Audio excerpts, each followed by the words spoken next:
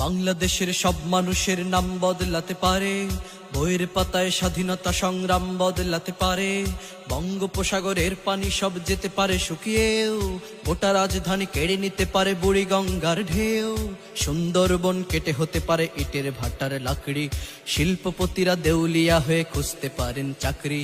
চোর গুন্ডারা পেয়ে যেতে পারে মন্ত্রীর মর্যাদা, আইনের ফাঁকে কালো টাকা সব হয়ে যেতে পারে সাদা।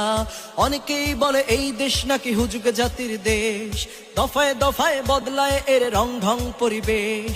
তাই বলে ইসলাম এ দেশে হুজুগে হবে না শেষ, হুজুগে হবে না শেষ। ইসলাম এ দেশের পরতে পরতে জনপদে ঘরে ঘরে, ইসলাম এ দেশের 90% মানুষের অন্তরে।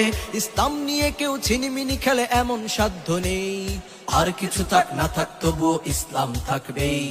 সবকিছু বদলে যাক তবুও ইসলাম থাকবেই, আর কিছু থাক না